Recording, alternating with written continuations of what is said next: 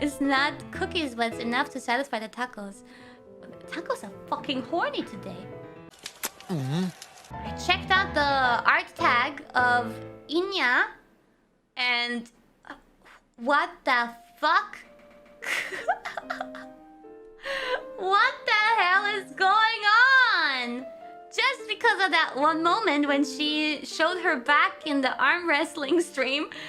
Oh my god, it's probably partially also because the Takodachis miss Ina so much because they haven't seen her for a long time.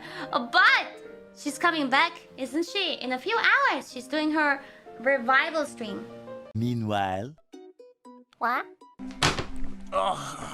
Speaking of bunk, you guys and your back, I don't know what to call it, obsessions.